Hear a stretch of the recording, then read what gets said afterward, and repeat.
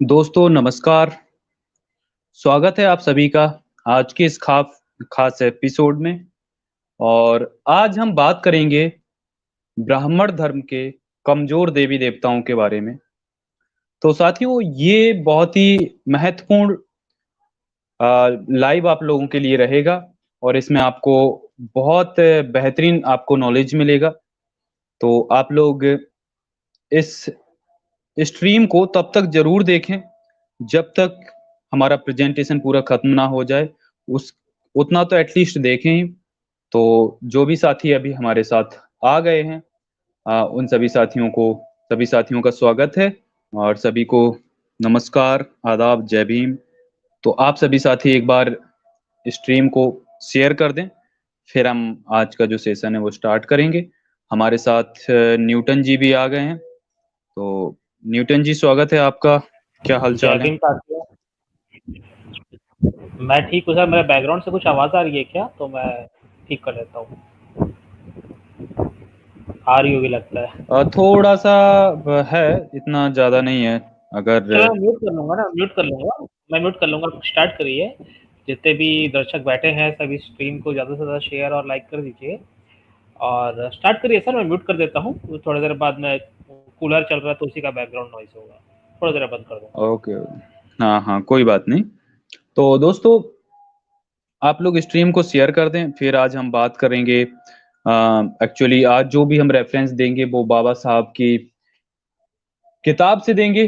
तो वहाँ पे ये तो किसी को डाउट रहना नहीं चाहिए कि भाई मतलब जो लोग ये कहते हैं कि पता नहीं आप कहाँ से किताब लेकर आए हो, किसकी लाए हो, ये डाउट तो किसी को रहना ही नहीं चाहिए।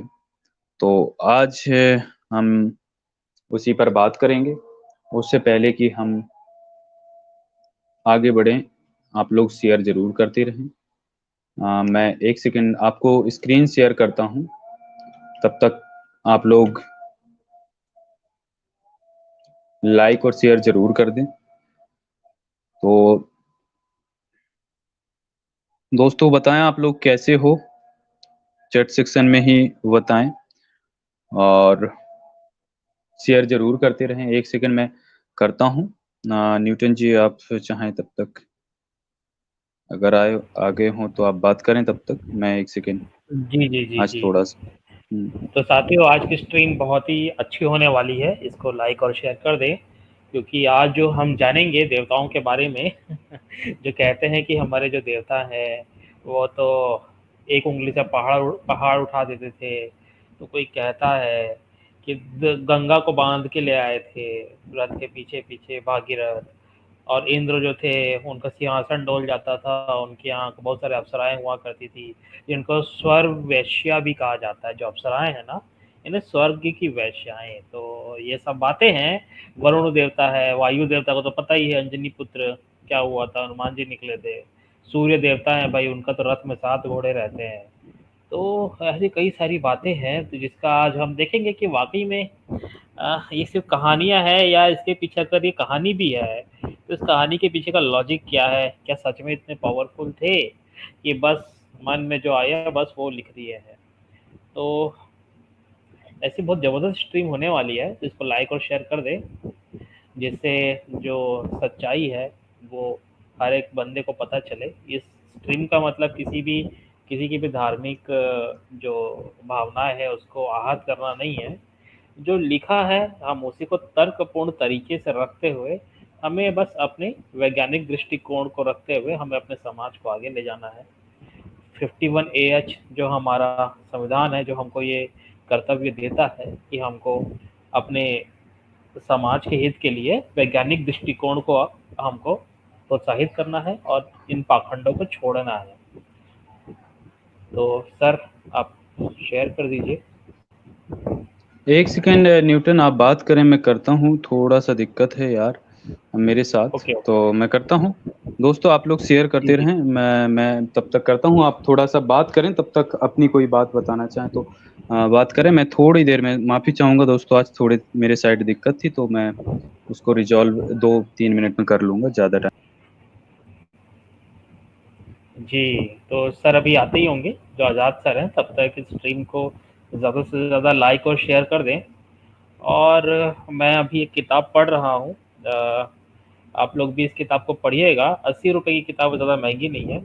इस किताब का नाम है आरक्षण विरोधियों की योग्यता, ऐसा करके नाम है। और इसके जो लेखक हैं डॉक्टर रामनाथ हैं। ये आपको सम्यक प्रकाशन से मिल जाएगी। ये जो किताब है सन 1991 में सर ने उस परिप्रेक्ष्य में ध्यान रखते हुए पांडुलिपि लिखी थी, और ये किताब 2011 में प्रकाशित हुई है। तो इस किताब में जो लोग रिजर्वेशन का जो विरोध करते हैं, तो एक्चुअली में इसके पीछे की स्टोरी क्या है, क्यों वो विरोध करते हैं, और कई सारी उस पर बातें लिखी हुई है जो हमको जानना चाहिए, हमको समझना चाहिए कि एक्चुअली ये विरोध सिर्फ योग्यता के लिए है, या इसके पीछे एक और कोई एजेंडा है इनका, ये विरोध क्यों हो रहा है, और एक्चुअली में रिजर्वेशन क्या है। इसके पीछे बहुत ही ज़बरदस्त एक किताब है। इसके ऊपर स्ट्रीम भी करेंगे। आप देखते हैं कहाँ स्ट्रीम होगा। आज़ाद जी के चैनल में भी हो सकता है, नहीं तो हमारे जो निष्पक्ष आवाज़ जी हैं उनके यहाँ भी हो सकता है। कोई समस्या नहीं है, मैं तो इन्फॉर्म करूँगा ही। ये किताब आप ज़रूर पढ़ें, ये किताब बहुत ही अच्छी है। और कम्युनिज़्म के बारे में तो आप सभी जानते ही हैं। कम्युनिज़्म के ऊपर भी बाबा साहब का बहुत ही खतरनाक टाइप से रिसर्च था। मतलब उन्होंने, मेरे को लगता है कि 1950 तक जितने भी धर्म ग्रंथ थे, ये जो सामाजिक शास्त्र था, उन्होंने सबका अध्ययन उन्होंने कर लिया था, मेरे को ऐसा लगता है। और उन्होंने जो किताबें लिखी हैं वाकई बहुत तर्कपूर्ण है, और हमको उन किताबों को पढ़ना चाहिए। मतलब सोचिए, वो 1950 का ज़माना, 1945 1950 का, उस ज़माने में जब कम्युनिज़्म विचारधारा एकदम ज़ोरों पे थी, लोगों को कम्युनिज़्म ही दिख रहा था सामने। कम्युनिज़्म ही हमारा जो दुनिया है उसका ये भविष्य बनेगा, ये फ्यूचर है। उस टाइम पे बाबा साहब ने उसको भांप लिया था कि ये बहुत खतरे की घंटी है कम्युनिज़्म, और कम्युनिज़्म में क्या-क्या खामियां हैं वो उसी समय पकड़ लिए थे। जो आज हमको जो 2022 में जो अभी यूक्रेन युद्ध चल रहा है, और हमने भी देखा कि कैसे रशिया टूटा कम्युनिज़्म की वजह से। 1916 या 18 में आई थिंक कम्युनिज्म की नींव वहाँ पड़ी थी लेनिन के बाद से। और आई थिंक 1924 या 1925 में, डेट में कंफ्यूज हो रहा हूँ, वहाँ पर स्टालिन ने कब्जा कर लिया। और उसके बाद फिर वहाँ पर तानाशाही का एक दौर चालू हुआ। और 1990 के दशक तक आते आते जो रशिया था वो टूट गया पूरा, जैसा टूटा है। और उससे हमको पता चलता है कि कम्युनिज्म की जो विचारधारा है उसमें कमियां कहाँ कहाँ है। पर सोचिए, अगर भारत में अगर बाबा साहब नहीं होते, तो हमारा जो भारत है ना, मेरे को ऐसा लगता है, ये मेरी पर्सनल विचार है, ये दो भागों में अब तक टूट गया होता। एक जो भाग होता वो पूरा ब्राह्मणवाद, या फिर आप कह सकते हैं एक दूसरी विचारधारा का होता। और जो दूसरा भारत होता तो पक्का कम्युनिस्ट बन गया होता, पक्का 100%। क्योंकि जो कम्युनिज्म की जो विचारधारा है, हम सबको पता है कि वो मजदूरों की बात करता है, और दबे हुए जो पिछड़े लोग हैं उनकी बात करता है। तो जैसे नॉर्थ कोरिया साउथ कोरिया में हुआ, जैसा जर्मनी में हुआ, वियतनाम में भी हुआ, वैसा 100% चांस था कि भारत में भी होता। क्योंकि भारत में ऑलरेडी ब्रिटिशर्स राज कर रहे थे, वहाँ पर अब रशिया भी आ जाता, भारत के पक्का दो टुकड़ा हो जाते। तो ये हमारे बाबा साहब की सूझबूझ है कि हम विभाजन के बाद, इवन बाबा साहब की अगर आप किताब पढ़ेंगे, पाकिस्तान अथवा भारत विभाजन, उसमें भी बाबा साहब ने पुरजोर विरोध किया है। पाकिस्तान जो विभाजित हुआ है, तो बाबा साहब बहुत आगे का सोचते थे। और अच्छा, शेयर कर रहे हैं तो सर आप स्ट्रीम संभालिए, फिर मैं खुद को म्यूट करता हूँ। तो साथियों, स्क्रीन मैंने शेयर कर दिया, आई थिंक आपको दिख रहा होगा। तो एक बार आप लोग चैट सेक्शन में हमें ये बता दें कि हमारा वॉइस एंड स्क्रीन आप लोगों को क्लियर दिख रहा है कि नहीं दिख रहा है। उसके बाद क्लियर है सर? क्लियर है, ओके। तो दोस्तों, आज हम बात करने वाले हैं, बाबा साहेब की जो किताब है उन्होंने लिखा था रिडल्स इन हिंदुइज्म, हिंदू धर्म की पहेलियां। उसकी ये 12वीं पहेली है, और जिसका नाम है ब्राह्मणों ने देवताओं के मुकुट उतार कर देवियों की ताजपोशी क्यों की। तो दोस्तों, आज इस पहेली से आपको बहुत कुछ इंटरेस्टिंग चीजें जानने को मिलेंगी। आज हम देखते हैं कि जो ब्राह्मणों के जो देवता थे, उनका मुकुट उतारकर ये देवियों की ताजपोशी क्यों की गई? आज हम देखते हैं किसी मेल गॉड को पूजने की बजाय ज़्यादातर हम फीमेल गॉडेस वगैरह को ज़्यादा ब्राह्मण धर्म में पूजते हैं, वो मानते हैं और उनकी ज़्यादा महिमा गाई जाती है। तो दोस्तों, इस चीज़ को बाबा साहेब ने उसी टाइम समझ लिया था और उसकी क्या सच्चाई है, वो आज हम जानेंगे। तो आप लोग एक बार स्ट्रीम को शेयर ज़रूर कर दें और लाइक नहीं किया तो लाइक भी कर दें। अभी तक जो लोग नए आए हैं और चैनल को सब्सक्राइब नहीं किया है, तो आप लोग चैनल को भी ज़रूर सब्सक्राइब कर लें और ऑल नोटिफ़िकेशन ऑन करके रखें, जिससे जब भी मेरी वीडियो या स्ट्रीम आए, तो आप लोगों को टाइम से नोटिफ़िकेशन मिल सके और आप हमारे साथ जुड़ सको। तो एटलीस्ट आप इतना ज़रूर करें, लाइक, शेयर और सब्सक्राइब तो करते रहें। तो चलिए अब हम चलते हैं कि क्या सच्चाई है देवियों को मुकुट पहनाकर उनको उनकी ताजपोशी करने की। तो यहाँ पर बाबा साहब लिखते हैं, देवताओं की पूजा सभी के लिए आम है, लेकिन देवियों की पूजा बिल्कुल असामान्य सी बात है। इसका कारण यह है कि देवता सामान्यतः अविवाहित होते हैं। जी, ये सीधी सी बात है। और उनकी पत्नियां नहीं होती जिन्हें देवियों का स्थान दिया जा सके। देवता के विवाहित होने पर कैसा विवाद हो सकता है? यह इससे ही प्रकट है कि यहूदियों को ईसाई इस बात से सहमत नहीं कर सके कि ईसा परमात्मा के पुत्र हैं। ये देखें, यहूदियों को ईसाई इस बात से कभी सहमत नहीं कर सके कि ईसा जो है वो परमात्मा के पुत्र हैं। यहूदियों ने कहा कि ईश्वर का विवाह ही नहीं हुआ, तो ईश्वर के पुत्र कैसे हो सकते हैं? जाहिर सी बात है और वाजिब सवाल है, जो कि हम सभी को मैं ये कहता हूं कि अगर आप एक आस्तिक भी हैं, आप धर्म में आस्था रखते हो, तो मैं ये नहीं कहता कि आप मेरी ही बात मान लो। आप पहले मैंने जो बोला है, उसकी सच्चाई जानने की कोशिश करो और अपने अंदर भी एटलीस्ट क्रिटिकल थिंकिंग को जगा दीजिए और थोड़ा तार्किक दृष्टिकोण अपनाएं और चीज़ों को जानें, परखें, समझें। क्योंकि देखिए, सवाल आपको हर जगह करना चाहिए। ऐसा नहीं कि आप जिस पे भरोसा करते हैं, वो आपको बेवकूफ़ बनाए जा रहा है और आप उस पे सवाल ही खड़ा नहीं कर रहे हैं, तो आपका ये रॉन्ग नंबर है ना। इसलिए मैं कहता हूँ, आप कम से कम इतना तो करें कि जहाँ भी हो, जो भी है आपको गलत लगता है या सही लगता है या आपको डाउट होता है थोड़ा बहुत, तो आप सवाल ज़रूर खड़ा करें। हिंदुओं में स्थिति ठीक विपरीत है। वे देवताओं की ही उपासना नहीं करते, बल्कि वे देवियों की भी पूजा करते हैं। यह परंपरा से ही है। यह परंपरा आरंभ से ही है। शुरुआत से ही ये परंपरा है हिंदुओं में, या जो ब्राह्मण कह लीजिए। ऋग्वेद में अनेक देवियों का उल्लेख है, जैसे पृथ्वी, अदिति, दिति, निस्तिग्री, इंद्राणी, प्रश्नी, उषा, सूर्या, अग्नई, वरुणानी, रोदसी, राका, स्निवाली, श्रद्धा, अमराती, अरामती, अप्सरा और सरस्वती। ये देवियां हैं। पृथ्वी अत्यंत प्राचीन आर्य देवी है। उसे दो स्वर्ग अथवा पर्जन्य की पत्नी कहा जाता है। पृथ्वी बहुत महत्वपूर्ण देवी है और कई देवताओं की माता कहलाती है। अदिति भी कालक्रम की दृष्टि से प्राचीन वैदिक देवी है। उसे देवताओं की शक्तिशाली माता कहा गया है। मित्र, अरयमन और वरुण उसके पुत्र हैं। ऋग्वेद से यह पता नहीं चलता कि उसका विवाह किससे हुआ था। हम दिति के विषय में इससे अधिक कुछ नहीं जानते कि वह है अदिति के समान, किंतु उसकी ब्रोधिनी देवी है और अतीत काल के हिंदू पुराणों के देवों के शत्रु दैत्र उसके पुत्र थे। तो दोस्तों, यहाँ पर बाबा साहब आपको यही समझाने की कोशिश कर रहे हैं कि जो ब्राह्मण धर्म की देवियां हैं और जो देवता हैं, भाई देवताओं की शादी तो नहीं हुई और वो किसी के पिता बने घूम रहे हैं, और कई उनकी जो देवियां हैं उनकी भी शादी नहीं हुई और वो माताएं हैं। तो भाई जिसकी शादी नहीं हुई वो माता कैसे कहला सकती है?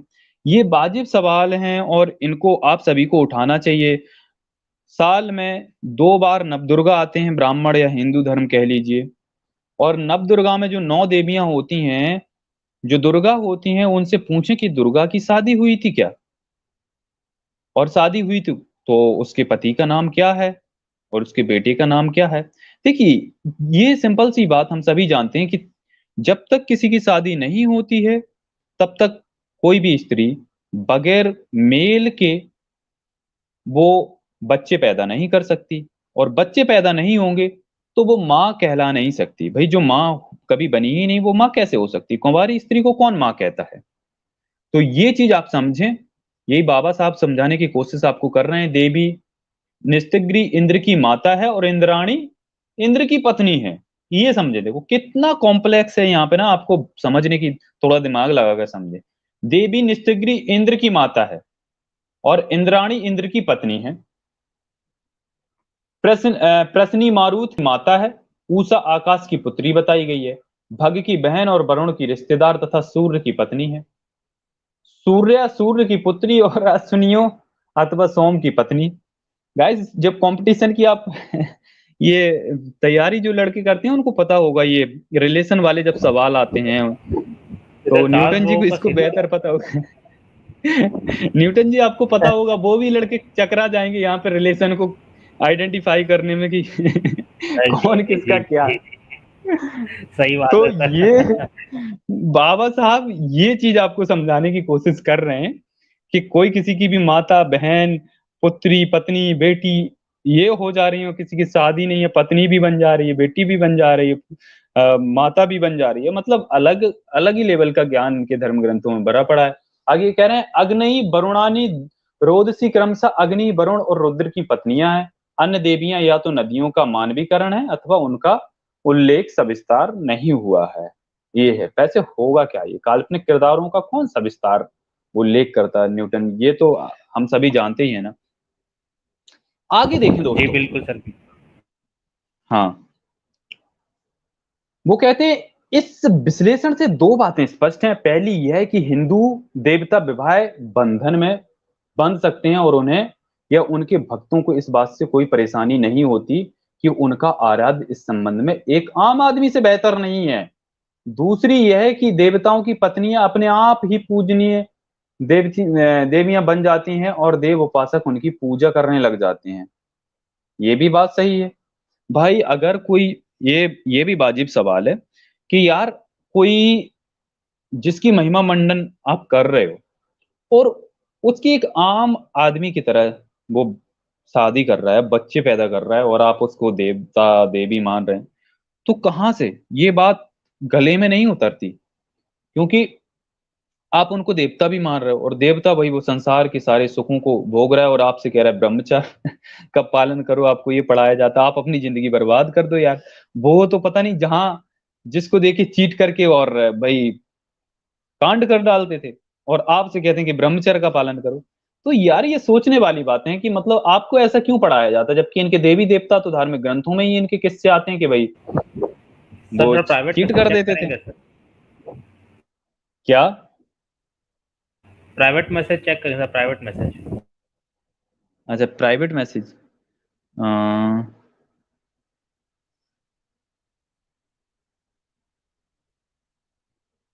अच्छा, नो इशू, कोई बात नहीं। अच्छा, ओके, ओके, ठीक है सर। हम्म।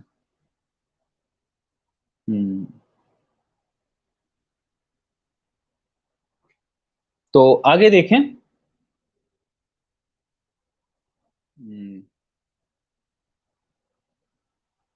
अब आगे देखते हैं, वैदिक काल को छोड़कर पौराणिक काल पर आते हैं तो हमारा परिचय अनेक देवियों से होता है, जैसे देवी उमा, सती, अंबिका, पार्वती, हेमवती, गौरी, काली, निरृति, चंडी, कात्यायनी, दुर्गा, दशभुजा, सिंहवाहिनी, महिषासुरमर्दिनी, जगधात्री, मुक्तकेशी, तारा, छिन्नमस्तका, जगत गौरी, प्रत्यंगिरा, अन्नपूर्णा, गणेश जननी, कृष्ण क्रोड़ा और लक्ष्मी। यह पता लगाना बहुत मुश्किल है कि इन देवियों में कौन क्या है। पहली मुश्किल तो यह है कि ये सभी अलग अलग देवियां हैं या एक ही देवी के कई पर्याय हैं। उनके माता पिता के संबंध में निश्चय पूर्वक कुछ नहीं कहा जा सकता, ना ही कोई निश्चित रूप से यह कहा जा सकता कि उनके पति कौन है। ये बड़ा ही कन्फ्यूजन बाबा साहब ने बताया कि भाई, और ये आप खुद भी देखें तो सविस्तार वर्णन किसी भी देवी के बारे में पता नहीं चलेगा कि उसके माता-पिता कौन, उसके पति कौन। एक विवरण के अनुसार उमा देवी, सती, पार्वती, गौरी और अंबिका एक ही देवी के पर्याय हैं, ठीक है? दूसरी और कुछ ने कहा कि देवी दक्ष की पुत्री है, अंबिका रुद्र की भगिनी है। पार्वती के संबंध में बारह पुराण ने उसका आविर्भाव इस प्रकार बताया है। चलिए देखते हैं किस प्रकार बताया। हाँ, ब्रह्मा जब एक बार शिव से मिलने कैलाश पर्वत पर गए तो उनसे कहा गया, ब्रह्मा शीघ्र कहो, तुम मेरे पास क्यों आए हो? ब्रह्मा ने उत्तर दिया, एक शक्तिशाली असुर अंधक अंधकार है जिसे सभी देव त्रस्त हैं, रक्षा का अनुरोध करने आए देवों की शिकायत लेकर मैं तुम्हारे पास चला आया। फिर ब्रह्मा ने उत्सुकता से शिव की ओर देखा, जिन्होंने विचार कर विष्णु को अपने पास बुलाया। जैसे ही इन तीनों ने एक दूसरे को देखा, उनकी दृष्टि की आभा से एक नीलाभ दिव्य सुंदरी अवतरित हुई, जो नील कमल की पंखुड़ियों के समान थी और रत्नाभूषणों से अलंकृत थी। वह तुरंत ब्रह्मा, विष्णु और महेश के आगे नतमस्तक हो गई। जब उन्होंने पूछा कि वह कौन है और उसे उसमें तीन श्यामल श्वेत लाल लाल वर्ण क्यों हैं, तो उसने कहा, मैं आपकी दृष्टि से उत्पन्न हुई हूँ। ओ वाह! इतना तो यार आज का भी कोई तारीफ नहीं कर सकता यार इंसान अपनी उसका। तो उन्होंने कहा, मैं आपकी दृष्टि से उत्पन्न हुई हूँ, क्या आप अपनी सर्वशक्तिमान ऊर्जा से परिचित नहीं? ब्रह्मा ने उसकी प्रशंसा में कहा, तेरा नाम त्रिकाल, भूत, वर्तमान और भविष्य की देवी होगा। तू संसार की पालक होगी और विभिन्न पूजाओं में तेरी पूजा होगी, क्योंकि तू अपने भक्तों के मनोरथ पूरे करेगी। परंतु हे देवी, तू अपने वर्णों के अनुसार तीन भाग कर ले। तब ब्रह्मा के कहे अनुसार उसने अपने रंगों के अनुसार तीन भाग कर लिए, एक श्वेत, दूसरा लाल और तीसरा श्याम। पहली अनिंद सुंदरी सरस्वती थी और सृष्टि रचना में उसने ब्रह्मा का हाथ बटाया। लाल वर्ण की विष्णु प्रिया लक्ष्मी थी, जिसने विश्व का पालन किया। तीसरी पार्वती थी, जिसने शिव के अनेक गुण और शक्ति प्राप्त हुई। भाई शिव को भी देखो यहाँ से शक्ति प्राप्त हो गई। अब यहाँ पर बाबा साहब आगे कहते हैं, यहाँ यह बताने की कोशिश की गई है कि सरस्वती, लक्ष्मी और पार्वती एक ही देवी के तीन रूप हैं। हमें यह याद आता है कि सरस्वती ब्रह्मा की पत्नी है, लक्ष्मी विष्णु और पार्वती शिव की, तथा ब्रह्मा, विष्णु और शिव के बीच संघर्ष भी हुआ। ऐसे में बराह पुराण की यह व्याख्या अटपटी सी लगती है। जी बिल्कुल। गौरी कौन है? पुराण के अनुसार गौरी पार्वती का दूसरा नाम है। बाबा साहब लिखते हैं, पार्वती गौरी क्यों कहलाई, ये चीज समझें आप। इसका कारण है कि जब शिव और पार्वती कैलाश पर्वत पर रहते थे तो उनके बीच कई बार झगड़ा हो जाता था। एक बार शिव ने उन्हें श्याम रंग की बताकर निंदा की। इस कटाक्ष से वह इतनी इतनी दुखी हुई कि घने जंगलों में चली गई और घोर तपस्या करने लगे। अंत में ब्रह्मा प्रकट हुए और उन्हें वरदान दिया, जिससे उसका बाण कुंदन जैसा हो गया। इस कारण वह गौरी के नाम से विख्यात हुई। अब दोस्तों आप ये देखें कि जिन देवताओं को आप पूजते हैं यार, वो खुद ही इतने रेसिस्ट हैं अपनी पत्नी रेसिस्ट को। देखिए। हाँ, उनका रेसिज्म देखें कि भाई वो कह रहा है कि तुम श्याम यानी सांवले रंग की हो, और उसको उसकी निंदा कर रहा है, उसको कोस रहा है, जिसकी वजह से वो गुस्सा होकर तपस्या करने चली गई। फिर ब्रह्मा ने उसको वरदान दिया और कुंदन जैसा उसका गोरा रंग हो गया। गोरा रंग होने की वजह से वो गौरी कहलाई। तो आप ये समझने की कोशिश करें, क्या यार आपके भगवान को यार मतलब इधर आप कहते हो वही सब कुछ बनाने वाला है, वही सृष्टि पालनहार है, ये है वो है, तो आप ये तो समझें यार कि अगर वो पालनहार है, वो सब कुछ जानता है, वो खुद ही आपका भेदभाव ही भाव ही बैठा है यार। खुद ही भेदभाव कर रहा है। उसको गोरी स्त्री चाहिए, वो सांवली को, अपनी पत्नी को इस तरीके से निंदा कर रहा है, और आप उस इंसान की ऐसा महिमा मंडन करके उसकी पूजा कर रहे हो। यार आपको थोड़ा बहुत तो कॉमन सेंस लगाना चाहिए ना, कि यार जो कल्पनाएँ की गई हैं वो इंसानों ने, जिनने, जो धूर्त लोगों ने कल्पनाएँ की हैं, वो कल्पनाएँ उन्होंने अपने अकॉर्डिंग की हैं। जैसे अगर मैं क्या पसंद करता हूँ, क्या नहीं करता हूँ, अगर मैं कुछ लिखने जाऊँ, तो ज़ाहिर-सी बात है कि मैं उसमें कितना भी बचूँ पर अपनी सोच की चीज़ें डाल ही दूँगा, चली ही जाएँगी। मैं नहीं बच सकता, कोई भी नहीं बच सकता इवन। ये चीज़ होती है, सबके साथ होती है, और जैसी उनकी मेंटालिटी थी, वैसा उन्होंने किया। अब जैसे हम लोग रैशनलिस्ट हैं, अगर हमारी मेंटालिटी ये है कि हम झूठ में विश्वास नहीं करते, अगर कोई हमसे कहे कि भई हमारा पुनर्जन्म हुआ है और हम पुराने जन्म में ये थे और हम ये करते थे, हम वो थे, हम नहीं मानेंगे। कोई अगर हमसे चाहे भी तो भी नहीं लिख लिख सकते, हम अगर अपनी कोई किताब लिख रहे हैं, कुछ भी लिख रहे हैं, अपने विचार रख रहे हैं, नहीं इस चीज़ को मेंशन करेंगे हम। क्यों नहीं करेंगे? क्योंकि हम जानते हैं कि वो चीज़ गलत है। तो इसी तरीके से जो लोग जैसे धूर्त होते हैं, उनकी जो थिंकिंग होती है, जिस तरीके के उनके विचार होते हैं, वो चीज़ें घुसेड़ देते हैं। तो ये लोग रेसिस्ट थे, जातिवादी इनकी मानसिकता थी, उसके कारण इन्होंने अपने भगवान को भी जातिवादी और रेसिस्ट, भई जो रंग-भेद, उन्होंने उसको भी बना दिया रंग-भेदी। दूसरी, देवियों के विषय में यह निश्चित नहीं कि एक ही देवी के पर्यायवाची नाम हैं अथवा इन नामों की भिन्न-भिन्न देवियाँ हैं। महाभारत में अर्जुन ने दुर्गा के विषय में एक श्लोक पढ़ा, जिसमें वह कहता है, वो कहता है, तुझे नमन है सिद्ध सेनानी भद्रे, मंद्रावासिनी कुमारी काली कपाली, कपिला कृष्ण पिंगला, तुझे नमन है। भद्रकाली तुझे नमन है। महाकाली चंडी चंड तारणी, बारा बारुणी सुंदर रंग रंजित, हे महाभाग्य कल्याणी, ओ कारली, ओ बिचिया, ओ जया, ओ कृष्ण की अनुजे, महिषा रक्त पाइनी, ओ उमा, शाकंभरी तू, गौरंग तू, श्यामलांग और कैटभ हंत्री, और विद्या तू वेदों की कला विद्या है। सभी भूतों की महानिद्रा, ओ स्कंद कार्तिकेय, जननी देवी दुर्गा, कमलासिनी तू महादेवी है। मैं शुद्ध हृदय से महादेवी की स्तुति करता हूँ, तेरी कृपा से मैं युद्ध में विजय हूँ। देखो, आगे बढ़ते हैं अब।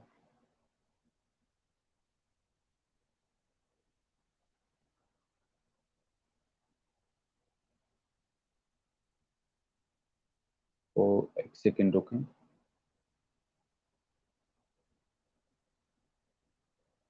आगे बाबा साहब लिखते हैं, इस प्रकार से दो प्रधान देवियां, एक पार्वती और दूसरी दुर्गा, बाकी उन्हीं के नाम है। पार्वती दक्ष प्रजापति की पुत्री और शिव की पत्नी है। दुर्गा कृष्ण की बहन और शिव की पत्नी है। दुर्गा और काली के संबंध के विषय में पता नहीं चलता। ये बात सब सब जानते हैं। अर्जुन द्वारा पढ़े गए श्लोक में दुर्गा और काली एक ही हैं, परंतु लिंग पुराण में विभिन्न मत प्रकट किया गया है, उसके अनुसार काली और दुर्गा अलग अलग हैं। यार कल्पनाएं जब की जाती है ना, तो कल्पनाएं आप कितना भी कोशिश करें, वो मेल नहीं खाती, वो कुछ नहीं कुछ तो कॉन्ट्राडिक्टरी हो ही जाएगा। आपकी ही बात में कॉन्ट्राडिक्शन आ ही जाता है। तो दोस्तों, आप स्ट्रीम को शेयर करते रहें और समझने की कोशिश करें। इतिहास का विद्यार्थी वैदिक और पौराणिक देवियों के बीच तुलना की उपेक्षा नहीं कर सकता, ये चीज समझे। जिसका उद्देश्य मात्र इतिहास लिखना ही नहीं, बल्कि उस इतिहास का विश्लेषण करना भी है। दोनों के बीच में एक विरोधाभास है। वैदिक देवियों की उपासना मात्र औपचारिकता बस की जाती है। उनकी पूजा मात्र इसलिए की जाती है कि वे देवताओं की पत्नियां हैं।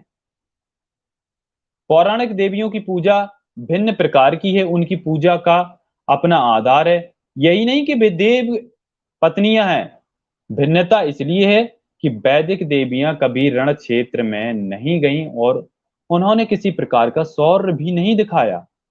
पौराणिक देवियां रणचंडी और उन्होंने वीरता दिखाई। उनकी पूजा औपचारिकता नहीं है, उसका आधार उनकी वीरता और पराक्रम है। ये बाबा साहब लिख रहे हैं, जो पौराणिक देवियों के बारे में और इनकी वैदिक काल्पनिक देवियों के बारे में, दोनों ही चीजें समझने की कोशिश करें। कहा जाता है कि दुर्गा और दो असुरों के बीच घमासान युद्ध हुआ और उसी से दुर्गा विख्यात हुई। यह कहानी मार्कंडेय पुराण में विस्तार से दी गई है। इसके अनुसार समझें, दुर्गा के बारे में जान लें थोड़ा सा। त्रेता युग के अंत में शुंभ निशुंभ नामक दो बलशाली असुरों ने 10,000 वर्षों तक घोर तपस्या की। इसके कारण स्वर्ग से शिव प्रकट हुए, जिन्हें पता चला कि अपनी विलक्षण तपस्या के आधार पर वे अमरता का वरदान चाहते हैं। उन्होंने दोनों को बहुत समझाया और नाकाम कोशिश की कि वे किसी और वरदान के लिए मान जाएं। जब उनका मनोरथ पूरा ना हुआ तो उन्होंने 1,000 साल तक और कठिन तपस्या की। शिव प्रकट हुए और उनको वहीं वर देने से इनकार कर दिया। फिर वे सिर के बल उल्टे लटक गए और नीचे धीमी अग्नि जला ली। उनकी गर्दन से रक्त बहने लगा। उन्होंने 800 साल तक इसी तरह तपस्या की, यह सोचकर कि कहीं ऐसे प्रचंड प्रचंड तप से यह हमारा सिंहासन ही ना छीन लें। देवता गण कांप उठे। देवराज ने एक सभा बुलाई और अपनी आशंका जताई। उन्होंने स्वीकार किया कि यह गंभीर बात है, परंतु पूछा कि इसका उपाय क्या है। यार पहले तो आप लोग ये समझें यार, कि यार आप दाता हो, आप वर दे रहे हो, कौन क्या कर रहा है, किस उद्देश्य से, आपको ये सब पता चल ही जाता है, तो बेवकूफ हो यार कि वर देना ही है। और दूसरी बात, आप ऐसी अकल्पनीय बातें यार लिख रहे हो कि भाई 800 साल तक, कहीं 1000 साल तक तपस्या की। यार 1000 साल तक तो इंसान का जीवन ही नहीं होता। दूसरी बात कि आप फिर कह रहे हो 800 साल तक तो वो धीमी नीचे से अग्नि जला के उल्टे लटक के तपस्या कर रहे हैं और भाई उनकी गर्दन से खून निकल रहा है। अगर गर्दन से खून निकलने लग जाए या आग जला दी जाए तो बताओ इंसान, आप लोग कॉमन सेंस से बताओ, जो भी साथी हमारे भक्त हैं, देवी देवता भगवान में मानते हैं, वही बताएं कि आपकी गर्दन के नीचे अगर धीमी आग तो छोड़िए, जलाना तो छोड़ो, अगर जो कोयला होते हैं ना उनको ही जला के उनकी ही जो हीट है वो दी जाए आपको, तो यार आप कितनी देर तक जीवित रह सकते हैं? आप उसी में मर जाओगे यार। 1-2 दिन तो, एक 800 साल तो बहुत दूर की बात है। आप 1-2 घंटे में आपका जान निकलने लग जाएगी। आपका सर जलने लग जाएगा उसकी हीट के मारे ही। यार आप कैसी अकल्पनीय बातें करते हैं कि आग में यार खून निकल रहा है, ये वो। कौन तपस्या करेगा? अभी मैं आपकी गद्दी पे ना, आपके हथेली पे थोड़ा सा एक कोयला रख दूं, आप 2 मिनट में आपको उसको फेंक दोगे। आपको कितनी भी बड़ी तपस्या, अगर हम ये भी कह दें ना कि आप अमर हो जाओगे, आप तो भी नहीं रखोगे, जलने लगोगे, फेंक दोगे कि मुझे नहीं होना अमर। तो ये ना बेवकूफानी बातें यहाँ पे लिखती हैं इनके धार्मिक ग्रंथों में, और आप लोग इन पे भरोसा करते हैं कि भाई उनकी विलक्षण ये शक्तियां सिद्धियां थी, और ऊपर से फिर आपके भगवान उनकी शक्तियों से डर भी रहे हैं कि भाई ये इस तरीके की तपस्या करके हमसे वरदान ले लें। यार आपको नहीं देना चाहिए जब आप इतने डर रहे हो, जरूरी क्या है इसका? कोई भाई वो था कि आपको देना ही है भाई? ये तो भाई अलग ही हो गया। इंद्र के परामर्श पर कंदर्प कामदेव परम सुंदरी अप्सराओं रंभा और तिलोत्तमा को साथ लेकर महाबली असुरों की कामुकता जगाने हेतु उनके पास भेजे गए। और देखो इनके पास उपाय करने के लिए यार, ये अप्सराओं को, रंभा को, तिलोत्तमा को भेज दिया। बस इनके पास ना एक ही उपाय था कि बस कैसे भी कोई असुर है, कोई भी है, उसको भाई अप्सराओं को, जिसको जो स्वर्ग की वेश्याएं बोलते हैं, उनको भेजो और उनको डाइवर्ट करो। कंदर्प ने अपने काम बाण छोड़े और असुरों को घायल कर दिया। वे युगल सुंदरियों के जाल में फंसकर मोहित हो गए और तपस्या भंग कर दी। इन सुंदरियों के साथ उन्होंने 5,000 वर्ष बिताए। फिर उन्हें ध्यान आया कि कामुकता के कारण उनकी अमरता की आशा पर पानी फिर गया। उनको संदेह हुआ कि यह जाल इंद्र की मिली भगत से ही बिछाया गया, इसलिए स्वर्ग के मोह में उन्होंने फिर पूजा आरंभ कर दी। यार ये जीते कितने थे, इनका लाइफ स्पेन क्या था? 10,000 हजार हजार साल तक तो ये तपस्या कर रहे हैं, उसके बाद 5-5 हजार साल अप्सराओं के साथ बिता रहे हैं। उसके बाद इनको याद आ रहा है। तो ये चीज़ आपको समझना ज़रूरी है कि ये ऐसी फ़िक्शनल चीज़ों को आप ईगो पे ना लिया करें और थोड़ा क्रिटिकल थिंकिंग को जगा दें और सोचें। उन्होंने अपने शरीर से मांस काट-काट कर शिव को आहुति चढ़ानी शुरू कर दी। यार, इनको मांस भी चाहिए होता। 1000 वर्ष तक यह क्रम जारी रहा, केवल कंकाल बन गए तब शिव प्रकट हुए और उन्हें वरदान दिया कि वे देवताओं से भी बढ़कर बलशाली होंगे। अब यहाँ पे ये देखें यार, क्या बकवास है यार! अगर आप मांस का टुकड़ा यार, अगर आप नोचेंगे भी ना, थोड़ा-सा डेड स्किन भी निकालेंगे ना, स्किन सेल थोड़ी-सी भी निकाल लें ना, यार फिर भी आप अपने शरीर को ये 1000 साल कैसे यार, मतलब इसमें तो ये मांस काट-काट कर, मतलब मांस तो वो थोड़ा-सा ज़्यादा ही हो जाता है यार, काट-काट कर 1000 साल तो क्या 1-2 दिन में ही आपकी पूरी बॉडी खत्म हो जाएगी और आप 1000 साल तक चढ़ाते रहे और कंकाल हो गए। फिर यार ये पूरा जो सिस्टम है, जो ज़िंदगी यार, जब इंसान जीवित रहने के लिए जो ज़रूरी चीज़ें हैं, शरीर के हिस्से वो ही काट के फेंक दिए, फिर वो कंकाल जीवित कैसे थे? यार क्या बेवकूफ़ बातें हैं। और फिर दूसरी बात कह रहे हैं, तब से प्रकट हुए, उन्हें वरदान दिया कि वे देवताओं से भी बढ़कर बलशाली होंगे। अगर मान लो मेरे पास कोई सुपरनैचुरल पावर है, तो अगर मैं वो सुपरनैचुरल पावर किसी को देना चाहूँ, ये सिर्फ़ मैं इमेजिन करवा रहा हूँ, तो यार जितना मेरे पास है मैं वही तो दे सकता हूँ ना। यार मैं उससे ज़्यादा कैसे दे सकता हूँ? फिर इन्होंने कहा कि आप देवताओं से भी बढ़कर बलशाली होंगे, यानी उससे भी ज़्यादा हो जाएँगे। अब मान लो मेरे पास एक पानी की बॉटल है, जिसमें भई अमृत भरा हुआ है या सुपरनैचुरल कोई पावर है पानी के रूप में, तो यार मेरे पास जो बोतल में उतनी ही तो दे पाऊँगा यार। 1 बोतल है तो 2 मैं कैसे दे दूँगा? कि भाई मैं जिसको दे रहा हूँ उसके पास वो डबल हो जाए, ऐसा तो नहीं है ना। फिर ये कैसे, इनके पास यार तर्क करने की क्षमता भी नहीं है। थोड़ा बहुत तो तर्क करें आप, एटलीस्ट थोड़ा बहुत, ज़्यादा नहीं कर सकते। फिर वो कहते हैं देवताओं से अधिक बलशाली होकर उन्होंने उनसे युद्ध छेड़ दिया। देखो वो भी तुरंत ही युद्ध छेड़ देते थे यार। दोनों पक्षों में घमासान संघर्ष के पश्चात असुर हर जगह विजयी रहे। जब इंद्र और अन्य देवताओं की स्थिति दयनीय हो गई, अब इनके देवताओं की यार लंका लगने लगी कि देवताओं को ही हारना पड़ रहा है। भाई आप अपनी ही शक्तियाँ, अपना ही वो देकर, और अब आपकी ही लंका लगी पड़ी है। क्या हास्यास्पद बात है यार। और ये आपको पहले से भी डर था फिर भी आप दे दिए यार। कितने नमूने लोग हैं ना इनके देवता यार, ये मतलब फ़िक्शनल चीज़ें इनने कैसे बनाई मेरे को समझ में नहीं आया यार। थोड़ा इनके पास लॉजिक की कमी थी, मेरे को ऐसा लगता है। दोनों पक्षों में घमासान संघर्ष के पश्चात असुर हर जगह विजय रहे। जब इंद्र और अन्य देवताओं की स्थिति दयनीय हो गई, तो उन्होंने ब्रह्मा और विष्णु से हस्तक्षेप के लिए कहा। दोनों ने उन्हें शिव के पास भेज दिया। शिव ने कहा कि वह कुछ करने में असमर्थ नहीं है। उन्हें याद दिलाया गया कि इसके कारण तो वही हैं, उन्हीं के वरदान के कारण वो नष्ट हो रहे हैं। तब शिव ने उन्हें देवी दुर्गा की तपस्या करने की सलाह दी। उन्होंने ऐसा ही किया। कुछ समय पश्चात देवी प्रकट हुई और उन्हें वर दिया। फिर अपने आप एक साधारण स्त्री का रूप धारण किया और पानी का एक घड़ा लेकर वह देवताओं के बीच से गुजरी। फिर उन्होंने अपना वास्तविक रूप धारण कर लिया और कहा कि वे मेरी स्तुति कर रहे हैं। देखें, इसके बाद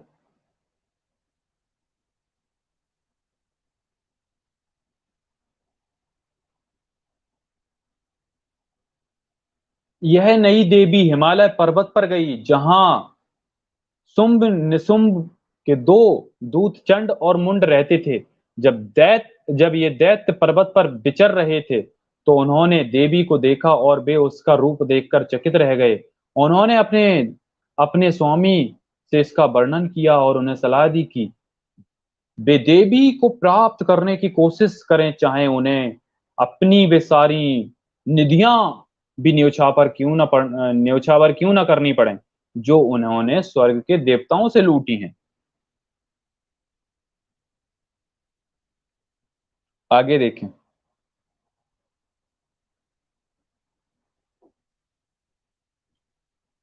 शुंभ ने देवी के पास सुग्रीव को संदेश वाहक के रूप में भेजा कि वह कहें कि तीनों लोग का सुख उसके महल में है। जो भेंट कभी देवताओं को चढ़ाई जाती थी, वह उसे चढ़ाई जा रही है। देवी ने कहा कि प्रस्ताव बहुत अच्छा है, लेकिन मैंने यह संकल्प किया कि मैं उसी से विवाह रचाऊंगी जो मुझे युद्ध में जीतेगा और मेरा मान मर्दन करेगा। सुग्रीव निष्फल लौटना नहीं चाहता था। उसने देवी से हामी भरवाने के लिए गरज कर कहा कि क्या वह उसके स्वामी को जानती है, जिसके समक्ष विश्व का कोई व्यक्ति नहीं टिक सकता, चाहे वह देवता हो या दैत्य हो अथवा मनुष्य हो। तब क्या एक स्त्री होकर वह इस प्रस्ताव को ठुकराने का दुस्साहस कर सकती है? क्योंकि मेरे स्वामी का आदेश है, अतः तुम्हें अनेक समक्ष तुरंत प्रस्तुत करने को विवश कर सकता है। देवी ने कहा, यह ठीक है, परंतु उन्होंने अपना संकल्प दोहराया और कहा कि वह अपने स्वामी को मनाए और वह उसके साथ अपनी शक्ति परीक्षा करे। देखें,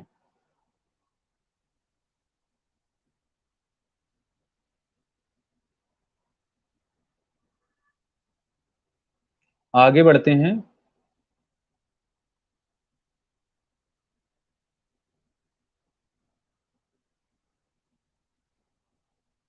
आगे कहते हैं, दूत वापस चला गया और अपने स्वामी से वह सब कुछ कह सुनाया जो उसने सुना था। यह सुनकर शुंभ क्रोध से भर गया और कोई जवाब न देकर उसने अपने सेनापति धूम्रलोचन को बुलाया और उसे हिमालय पर जाकर देवी को पकड़ लाने का आदेश दिया और कहा, यदि कोई रक्षा के लिए आए तो उसे वहीं नष्ट कर देना। वाह, आगे देखें, कहानी बड़ी इंटरेस्टिंग है। सेनापति हिमालय पर गया और उसने देवी को अपने स्वामी का आदेश सुनाया। देवी ने मुस्कुराते हुए उसे आमंत्रित किया कि वह अपने स्वामी के आदेश का पालन करे। उस वीर के आने पर देवी ने एक भयानक गर्जना की, जिससे वह भस्मीभूत हो गया। इसके पश्चात उन्होंने दैत्य की सेना नष्ट कर दी, केवल कुछ भगोड़ों को छोड़ दिया, जिससे कि वे यह समाचार अपने स्वामी को दे सकें। शुंभ निशुंभ आग बबूला हो गए और उन्होंने चंड मुंड को भेजा। पर्वत पर जाकर उन्होंने देखा कि एक स्त्री गधे पर बैठी अट्टहास कर रही है। उन्हें देखकर वह कुपित हो गई और उनकी सेना के 10, 20 और 30 सैनिक को एक साथ उठा उठाकर ऐसे खाने लगी जैसे कोई फल खाता है। यार ये क्या है, मतलब इनकी देवियां यार, जो कहते हैं भाई ये खून की प्यासी और इंसान ही मांस खाने वाली देवियां हैं इनकी, देख लो। देवी ने फिर मुंड के बाल पकड़े और उसका सिर काटकर अपने मुख के ऊपर लटका कर उसका खून पी लिया। यार इनकी देवियां यार इतनी खून की प्यासी थी। चंड ने जब एक वीर की यह गति देखी तो वह देवी की ओर बढ़ा, पर वह सिंह पर चढ़ गई और उस पर झप पड़ी और उसका भी वही हाल किया जो मुंड का किया था। उसने बहुत से सैनिकों को खा लिया और घायलों का खून पी लिया। अब बताएं यार, ये देवियां हैं यार, फिर यार मेरे को लगता है ये जानवर से भी बदतर इनकी कंडीशन है यार। ये तो भाई इंसानों को ही खा जा रही हैं। अच्छा, कुछ सवाल आए थे, मैं इनको पढ़ देता हूँ। ये पीके प्रवीण कह रहे हैं, गुलजार जी का गायत्री मंत्र कब सुनाओगे? सुनवाओगे? अब पीके सर, गुलजार सर को मैं बुलाऊंगा फिर सुनवाऊंगा, अभी तो है नहीं। शुक्रिया आपका। अशोका जी कह रहे हैं, इन इनकी टुन्नियों की किताबों कहानियों में वैसे भी षड्यंत्र है, जैसे आज दुनिया को अपने जाल में फंसाया है ब्राह्मणवादी लोगों ने। जी बिल्कुल अशोका जी, बिल्कुल सही बात कही है आपने, शुक्रिया आपका। इंडोमिनस रैक्स कह रहे हैं, imagine the level of miso misogyny where the only work of Apsara was seducing Rakshas and dancing in front of drunk devtas। बहुत इज्जत है महिलाओं की। बिल्कुल, ये बात यार बहुत इज्जत है। अब मैं क्या कहूँ यार, आप देख रहे हो कितनी इज्जत है। और वैसे मैं डेली ही यही आप लोगों को दिखा रहा हूँ, क्या इनकी हकीकत है यार। अब इनकी हकीकत से सब लोग इनकी हकीकत को जान ही रहे हैं, और खैर क्या कर सकते हैं बताओ। ये कहते तो कुछ भी हैं, लेकिन वो वैसा होता तो नहीं है। कुछ भी करवाते हैं, और ये यार इनके कैरेक्टर्स ही ऐसे होते हैं कि मैं तो यार कभी-कभी ये लगता है कि यार मैं ये किताबें किसकी पढ़ रहा हूँ? क्या पढ़ रहा हूँ मैं? क्योंकि उसमें यार इन्होंने लिखा ही कुछ ऐसा होता है कि जो गले ही नहीं उतरता कि यार ये आखिर कभी कहते हैं कि महिलाओं की हमारे ग्रंथों में इज्जत है, और कभी महिलाओं से क्या करवा रहे होते हैं, उनके बारे में क्या लिख रहे होते हैं, ये खुद पता नहीं होता है। और इनकी अप्सराएँ जब कोई तपस्या करता है, उधर ही जाके डांस करवाने लगते हैं मोहित करने के लिए। भाई इनका सबसे बड़ा हथियार ये था कि भाई किसी को मोहित करो और ये काम वासनाओं में लिप्त करवाओ। अगर कोई काम ध्यान कर रहा है, उसके सामने कोई सेक्सी सी अप्सरा भेज दो, उसका ध्यान भंग करवा दो। यार ये इनका लेवल था। ऊपर से ये कहेंगे कि भाई ये इज्जत है। सही बात कही इंडोमिनस रैक्स आपने। शुक्रिया आपका। चलो आगे बढ़ते हैं। आगे कहते हैं, महाबलियों ने जैसे ही यह चिंताजनक समाचार सुना, उन्होंने स्वयं जाने का संकल्प किया और अपने सैनिकों को एकत्र करके असंख्य वीरों को लेकर हिमालय की ओर बढ़े। देवताओं ने इस विशाल सेना को आश्चर्यपूर्वक देखा, और देवियां महामाया दुर्गा की सहायता के लिए आ गईं। देवी शीघ्र ही शुंभ निशुंभ के सेना नायक और अपने शत्रु रक्त बीज को नष्ट कर दिया। उन्होंने देखा कि देवी ने उनकी पूरी सेना का सफाया कर दिया। यद्यपि उन्होंने रक्त बीज के पूरे शरीर को छलनी कर दिया, किंतु उसके रक्त की एक एक बूंद से एक एक सहस्र रक्त बीज पैदा हो गए। अब बताओ, ये भी था इनका। ऐसे भी लोग थे कि भी जिनकी एक बूंद गिरती थी और एक बीज से सहस्र सैकड़ों हजारों लोग पैदा हो रहे थे। इस प्रकार असंख्य शत्रुओं ने दुर्गा को घेर लिया। देवों ने देखा कि देवी के लिए संकट उत्पन्न हो गया है। इस अवसर पर दुर्गा के साथ लड़ रही काली से कहा कि यदि वह रक्त बीज के रक्त की बूंद धरती पर गिरने से पहले ही उसे पी जाएगी, तो चंडी उससे लड़कर उसकी चाल विफल कर देगी। काली ने स्वीकार कर लिया। इस प्रकार सेना नायक सहित पूरी सेना को मौत के घाट उतार दिया गया। देखो, ऐसे इन लोगों ने ये किया। इनके यार मतलब कितनी फिक्शनल बातों की भी लिमिट होती है। ये तो बहुत ज्यादा ही फिक्शनल कर देते हैं।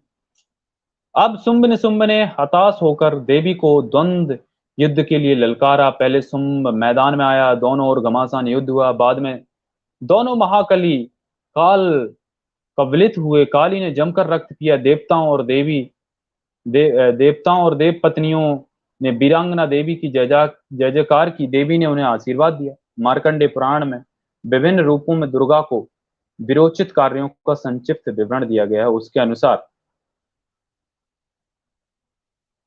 दुर्गा के रूप में उसने दैत्यों का संदेश ग्रहण किया। 10 भुजी के रूप में उसने उनकी सेना का संहार किया। सिंह वाहिनी के रूप में रक्तबीज से लड़ी। महिषासुर मर्दिनी के रूप में महिषासुर रूपी शुंभ का हनन किया। जगधात्री के रूप में उसने दैत्यों की सेना का संहार किया। काली के रूप में रक्तबीज का नाश किया। मुक्तकेशी के रूप में उसने दैत्यों की दूसरी सेना को समाप्त किया। तारा बनकर शुंभ को उसके वास्तविक रूप में मौत के घाट उतारा। छिन्न मस्तका के रूप में उसने निशुंभ का वध किया। जगत गौरी स्वर्ण वर्णा बनकर उसने देवताओं का अभिवादन और आभार स्वीकार किया। अब यार ये सारी चीजें हैं, आप ये समझें कि इनकी जो देवियां हैं यार, वो आपका भला करेंगी या आपका खून चूसेंगी? यार ये तो खून की प्यासी हैं यार। खून पी रही हैं इनकी देवियां, देख लो आप।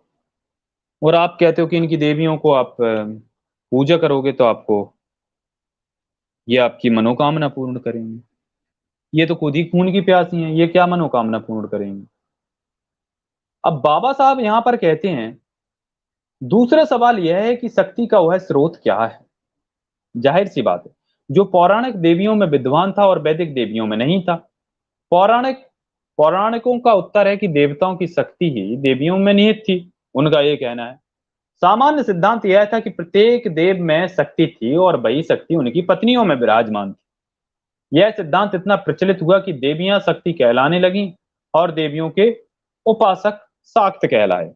इस सिद्धांत को लेकर एक दो सवाल हैं जिनका जवाब वांछित है। अब वो सवाल क्या है देखो। पहला यह है कि पुराणों में वैसे तो कई देवियों के नाम हैं, किंतु उनकी संख्या वास्तव में 5 ही है: सरस्वती, लक्ष्मी, पार्वती, दुर्गा और काली। सरस्वती और लक्ष्मी ब्रह्मा और विष्णु की पत्नियां हैं, जो शिव की भांति ही पौराणिक देवता हैं।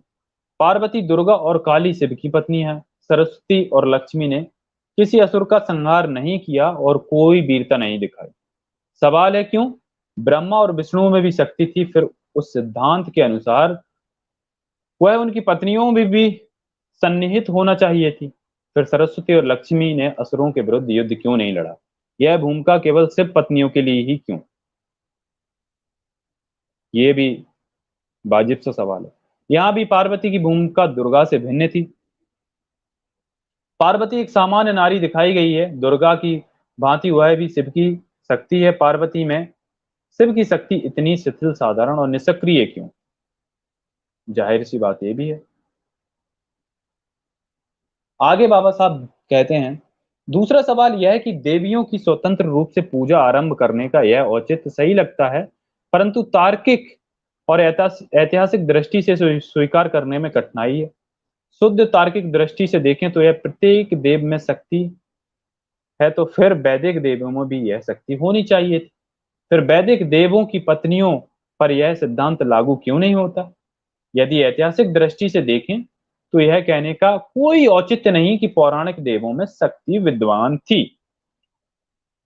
हम्म आगे फिर कहते हैं, फिर ऐसा लगता है कि ब्राह्मणों ने यह नहीं सोचा कि उन्होंने मात्र दुर्गा को ही वीरांगना बताया है, जिसने असुरों का संहार किया है। इससे उनके अपने ही देवता कायर सिद्ध होते हैं। ऐसा लगता है कि देवता असुरों से अपनी रक्षा नहीं कर पाए और उन्हें अपनी पत्नियों का सहारा लेना पड़ा। इस संबंध में मार्कंडेय पुराण का एक उदाहरण ही पर्याप्त थी कि पौराणिक देव इतने दुर्बल, और ब्राह्मणों के अनुसार उन्होंने असुरों के समक्ष कैसी दुर्बलता दिखाई मार्कंडेय पुराण के अनुसार। तो ये दोस्तों आप देखें कि अब आप यहां पर ये समझने की कोशिश करें कि ये इनके देवता खुद असुरों से नहीं लड़ पाए, इनकी पत्नियों को उन्होंने लड़ाया, जो देवियों को लड़ाया। तो इससे तो इनके देवता जो हैं वो कायर सिद्ध होते हैं। बाबा साहब कह रहे हैं कि भाई वो अपनी खुद की रक्षा नहीं कर पाए, जिससे उन्होंने अपनी पत्नियों को लड़ाया। और सही भी बात है। आगे वो कहते हैं मार्कंडेय पुराण की कहानी को कोट करते हैं। वो कहते हैं, दैत्यों के राजा महिष ने एक बार युद्ध में देवताओं को हरा दिया और इतना अभावग्रस्त कर दिया कि वे धरती पर भिखारियों की तरह घूमते थे। पहले इंद्र उन्हें ब्रह्मा के पास ले गए, फिर शिव के पास, लेकिन ये दोनों देव दोनों देव कोई भी सहायता करने की स्थिति में नहीं थे। एक सेकंड थोड़ा। हम्म नहीं थे।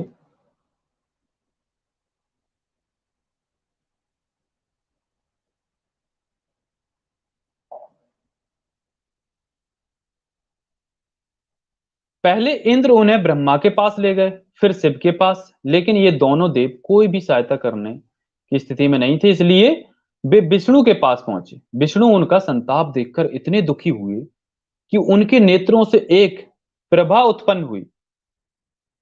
उसमें से एक नारी रूप प्रकट हुआ जिसका नाम महामाया, दुर्गा का दूसरा नाम था। अन्य देवताओं के मुखों से भी वैसी आभा फूटी, वह भी महामाया में समा गई, जिसका परिणाम यह निकला कि वह ऐसा आभा पुंज बन गई जैसे कि अग्नि का पर्वत हो। वह वायुमंडल में उड़ गई और उसने दैत्यों का वध किया और देवताओं को राहत दी। ये मार्कंडेय पुराण में आता है। इस पर बाबा साहब कहते हैं, ऐसे कायर देवों में शक्ति कैसे हो सकती है? जब उनमें शक्ति ही नहीं थी तो वे पहेली ही नहीं है। सॉरी। तो वो कहते हैं, जब उनमें शक्ति ही नहीं थी तो वे अपनी पत्नियों को शक्ति कैसे दे सकते थे? यह कहना कि देवियों में शक्ति थी एक मात्र पहेली ही नहीं बल्कि एक विसंगति है। शक्ति के सिद्धांत का अनुसंधान क्यों किया गया, इसका स्पष्टीकरण होना चाहिए। क्या ब्राह्मणों ने बाजार में एक और बिकाऊ माल के तौर पर देवी पूजा प्रारंभ नहीं की और देवताओं का अपमान नहीं किया? बिल्कुल वाजिब बात है और इसमें कोई डाउट नहीं है। वैसे ये चीज तो आज हम समझते हैं कि खैर ये बिकाऊ माल के तौर पर ही इनके देवी देवता आज मार्केट में हैं और इनका जो रोजगार है वो इसी के नाम पे है। अभी जो यामिनी साहू का वो इंसिडेंट चल रहा है उस पे आप सभी दोस्तों को पता ही होगा कि उसमें भाई कैसे ये बिदक गए हैं कि भाई हमारा तो धंधा चौपट हो जाएगा अगर कोई भी व्यासपीठ की गद्दी पे बैठ जाएगा तो। फिर तो यार अगर हमने नहीं रोका और कोई भी जाति का बैठने लग गया फिर हमारा बिजनेस तो ठप पड़ जाएगा, हमारी रोजी रोटी खत्म हो जाएगी। तो खैर ये जो लोग ये कहते हैं जाति कर्म से होती है जन्म से नहीं, तो उनके लिए भी ये एक सबक मिल गया, उनको भी, उन धूर्तों को भी। तो दोस्तों आज की इस कहानी से आपने क्या सीखा? आप बताएं चैट सेक्शन में कि भाई इनके देवता इन्होंने ही कायर सिद्ध कर दिए जो अपनी खुद असुरों से नहीं लड़ सके और अपनी देवियों को लड़ाया। अमित सर आ गए हैं। अमित सर कह रहे हैं जय भीम, आप सबको वीडियो लाइक और शेयर कीजिए। जय शुक्रिया अमित भीम सर। सर। और दोस्तों बिल्कुल वीडियो को लाइक और शेयर करते रहें आप लोग।